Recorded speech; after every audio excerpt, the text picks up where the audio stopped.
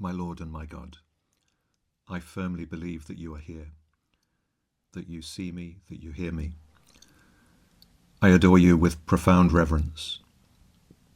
I ask you for pardon of my sins and the grace to make this time of prayer fruitful. My Immaculate Mother, St. Joseph, my Father and Lord, my guardian angel, intercede for me. I was reminded recently of a quotation that is attributed to Mother Teresa, St. Teresa of Calcutta, who lived such an obviously holy life among the poorest of the poor in India. And she said this: "Stay where you are. Find your own Calcutta. Find the sick, the suffering, the lonely, right there where you are, in your own homes and in your own families, in your workplaces and in your schools. You can find Calcutta all over the world if you have eyes to see. Everywhere, wherever you go, you find people who are unwanted, unloved, uncared for, rejected by society, completely forgotten, completely left alone. Help one person at a time, and always start with the person next to you." Well, these are beautiful and wise words, Jesus, because so often we feel that we need to be somewhere else before we can really start serving you properly. We think that we need to be in a different place, with different people, with different problems to solve. And yet you have placed me right here where I am. And you have placed me here for a reason. It's part of your plan. And I need to open my eyes to the reality of this. Because unless I really accept it, I'm going to waste the opportunities and the graces that you have given me to love and to serve right now. People often assume that Mother Teresa just went to India and became holy in the slums of Calcutta. But she spent many years before this, almost 2 decades, living as a Loreto sister and teaching in a girls' school. Her call within the call, if you like, was very definitely God's will for her. But it came after a life of quiet fidelity in the place where she had been put. And this is what God wants for us. If he has a special mission for us, well, that will become obvious.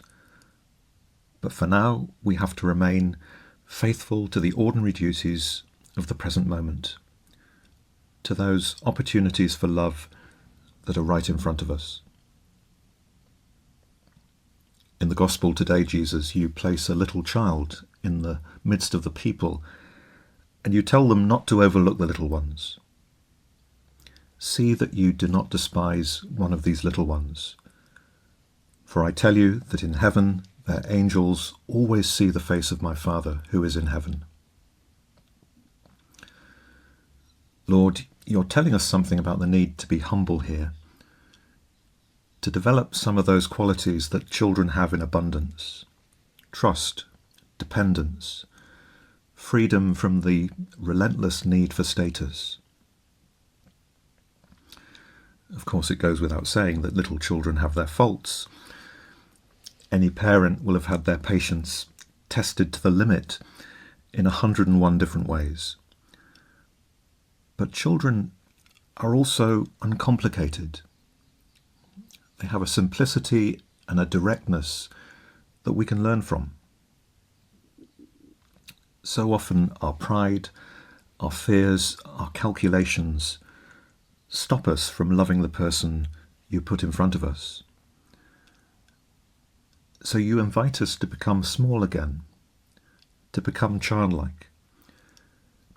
And this is something that we need to work at every day, bringing it to our prayer every day. Jesus, make me as uncomplicated as a little child. That instruction not to overlook the little ones can lead us to reflect more deeply on what you want from us, Jesus, in our daily lives. do not despise one of these little ones. And we can apply this not just to the way we view children, but also in the way we treat the little moments of each day, our tasks and responsibilities. Because the temptation, Lord, is to seek novel ways of serving you and to feel somehow held back that much of our day is spent on insignificant and unimportant jobs. In a figurative sense, we want to go to Calcutta to do the real work. But our Calcutta is here, right in front of us, if only we have the eyes to see.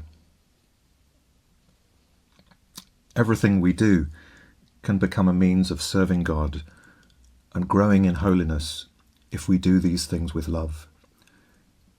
Even the things that seem boring or routine, writing emails, answering messages, doing admin, tidying up, completing those small tasks that nobody notices. All of these things can become holy if we offer them to you. You are present in the ordinary. You wait for me there. And when I choose to do these small things with patience and with generosity, they can sanctify me.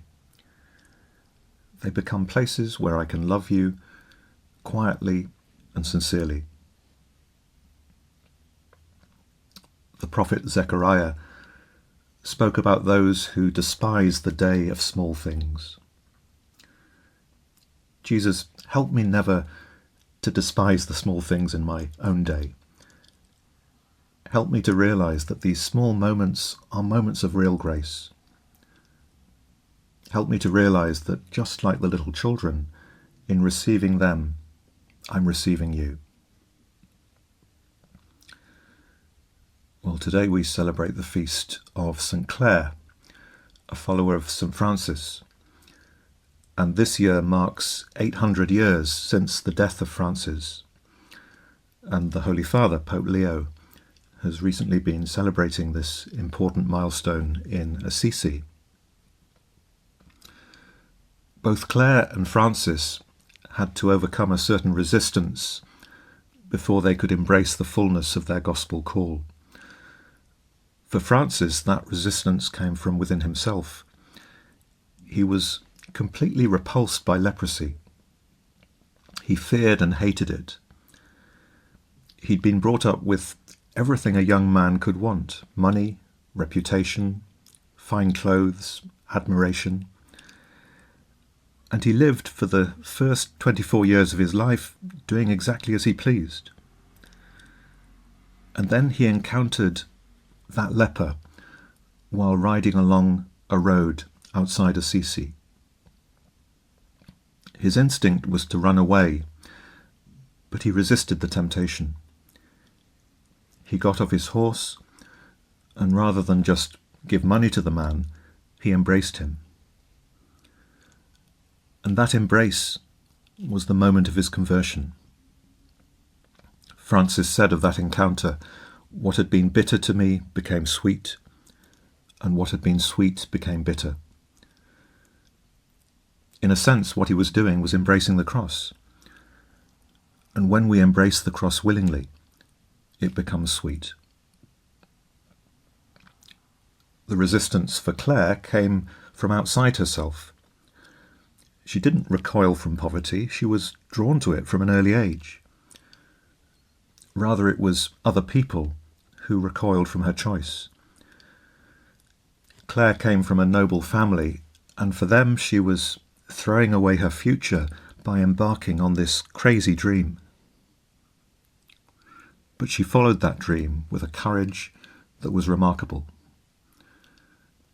Slipping out of the family home at night, she sought out Francis, and kneeling before him, she exchanged her rich clothes for a rough habit. Both Francis and Clare chose littleness freely, joyfully and deliberately. And both discovered that littleness, embraced out of love for Christ, becomes sweetness. Mary, our Mother, give us the courage to embrace the littleness of our daily life, and help us to overcome whatever resistance keeps us from your Son, whether it lies within us or around us. I thank you, my God, for the good resolutions, affections, and inspirations that you have communicated to me in this time of prayer. I ask you for help to put them into effect. My Immaculate Mother, St. Joseph, my Father and Lord, my guardian angel, intercede for me.